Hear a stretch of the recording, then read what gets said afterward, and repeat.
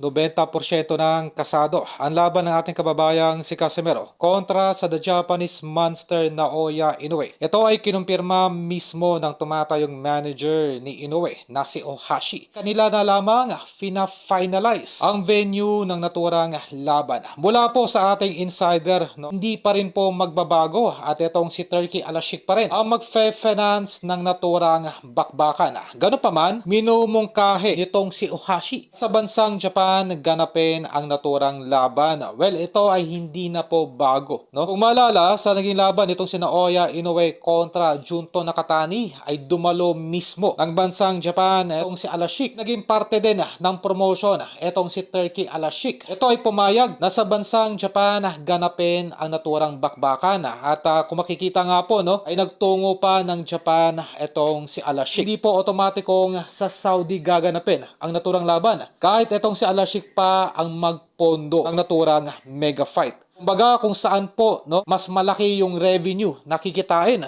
doon po gaganapin ang naturang laban. At ngayon po, no, ay matindi po yung hype ng mga Japanese fans sa naturang bakbaka ng dalawang fighters. Kaya most likely sa bansang Japan po ikakasa ang naturang laban. Co-promoter po itong si Al-Sheikh patungkol sa finances. At patungkol naman, no, sa pag-coordinate, organisa ng naturang bakbakan, ay magtutulungan mga Kameda Promotion at Taken Promotion para sa naturang promotional fight. Sa baluarte po ni Naoya Inoue gaganapin ang naturang laban at ating pang idagdag yung mga demand, yung mga side-to-side demand ng A-side na si Inoue. Ngayon pa lamang, uumpisahan na yung tinatawag na anti-doping test, no, dito sa ating kababayang si Casimero. Para po sa kalaman lahat ay marami pong koneksyon ang Japan Promotion dito sa Pilipinas na pwede pong magpadala ng representative upang kunan ng dugo itong ating kababayan. Ganun po natatakot itong kampo ni Naoya Inoue sa lakas ng ating kababayan. Ito po ay hindi kapanipaniwala. Gusto lang mutant po, no, itong si Casimero sa naging laban nito kontra Nery.